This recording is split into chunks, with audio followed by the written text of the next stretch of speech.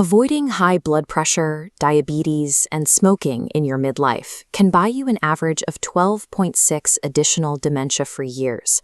While those three are critical, the potential goes further.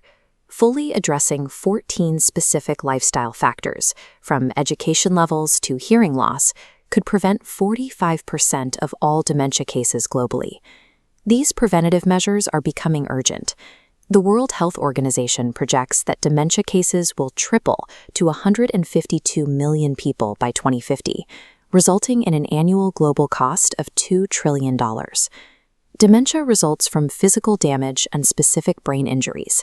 By managing these risks across our lives, we can significantly shift the timeline of cognitive decline, even without a pharmaceutical cure. For decades, medicine looked for a single, isolated fix to preserve our cognitive longevity. Those efforts haven't produced the breakthroughs we expected. This lack of progress led to the WWF Fingers trials, proving the most effective approach is multi-domain. It requires targeting lifestyle, vascular health, and social activity all at once. This timeline represents the life course architecture. Our brain health functions like a biological ledger, where decades of damage and resilience compound into a single running total.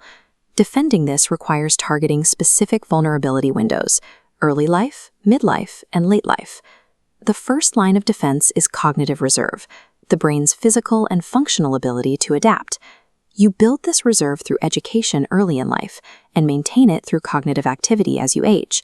Both are proven to reduce overall risk. This reserve allows the brain to physically reroute signals around damaged tissue. These alternate routes can delay the onset of clinical symptoms. In later years, social isolation emerges as a distinct risk. Researchers have found that the objective lack of human interaction has a measurable impact on the brain, regardless of whether a person feels lonely. Data from over 30,000 adults shows that social isolation directly accelerates brain decline. Only 6% of that damage is explained by the subjective feeling of loneliness. The rest is linked to the physical absence of social contact. Staying socially connected and mentally active creates a physical layer of protection against cognitive deterioration. Midlife is the critical window for the vascular system. Between 18 and 65, the brain is highly susceptible to damage from hypertension, obesity, and smoking. Heart health and brain health are linked by metabolism.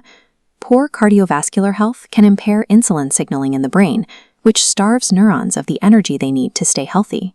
Comparing the cognitive impact of diabetes by age of onset, midlife onset causes severe degradation, while late life onset is significantly lower. Intervening early yields high returns. At age 55, aggressive cardiovascular care flattens the decline, preserving years of cognitive function. Decisions made about cardiovascular health in your 40s and 50s are essentially down payments on your cognitive clarity in your 70s. Because of these findings, global health authorities are broadening their focus.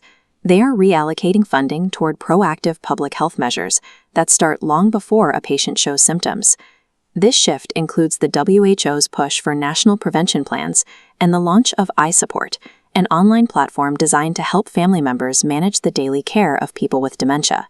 It is important to note that these insights come from observational studies. They show a strong association between lifestyle and brain health, but they cannot definitively prove direct causation in every case.